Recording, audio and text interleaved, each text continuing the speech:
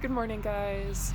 I am so tired today. You can kind of hear it in my voice, but I needed to make this video, so here I am. I am a self-acceptance coach. I help adults. I help adults accept themselves fully so they can step into their power and path through really developing a connection with their intuition, and learning how to really trust themselves, right? I chose this niche because I was raised in an environment that was constantly trying to shift who I was to fit into their specific label of how I needed to be, who I needed to be, and how I needed to act, etc. I was raised Mormon, and while being raised Mormon did help me, and yes, I'm sure you probably haven't heard that before, but it did help me a lot. There's a lot of family stuff going on, and I was able to use the church as my crutch and my connection to spirit, and my connection and crutch with like social like building blocks. It was very helpful in that sense, but it was also so hindering when I grew up and realized that I was queer. When I realized I was queer, I came out to my parents and they kind of put me back into the closet and sent me to therapists and bishops. And they the bishop decided that I needed to become a teacher, so I needed to just be more into the church instead of elsewhere, I suppose. So I became a Sunbeam teacher, and I loved it. I love kids. I love everything about them. I loved them. They were so fun, and it was scary seeing the seeing gay marriage become legal in all states and the reaction of the church. And I realized, like, I don't need to be here. This isn't something that I need. It was very, I felt very hopeless, very helpless, very overwhelmed, overlooked,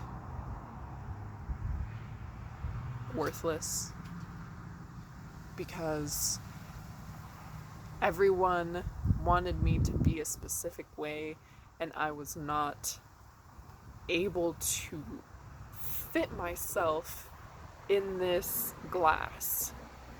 And this is how I like to see labels, right? So as humans, what we do is we observe and report. That is what we do as humans. We observe how we are feeling, what we are seeing, and then we report it to the people around us or through creation. And in this way, we use language, right, to try and report what we are observing in our lives. But when people do not necessarily agree or understand that everyone else has a different way of reporting or a different meaning or emotion attached to a word, that's when everything gets tricky, right? So we have all of these labels, right? Straight, gay, bi, lesbian, OCD, she, he, all of these, right? We have all of these labels, like even like cook, um, sales associate, like everything. We have all of these labels, and we try to, in this way, I like to explain it as a glass, right? There's all these glasses, and I'm, right, like, for example, I'm Hispanic, I'm queer, I'm polyamorous, I am blind because I need glasses, like, I'm this height, this skin tone, I like this, I don't like this, etc., right? And I have all these glasses. But what we need to realize is that to fully accept ourselves, we mustn't attach ourselves to the glass, but realize that we are the ever-changing fluid in the glass. So while some things you cannot change about yourself, like your appearance often, that isn't necessarily who you are. Who you are is the fluid inside of the glass, or the soul inside of the body. I feel like this is a very important thing to understand, because when you're trying to fit into where society has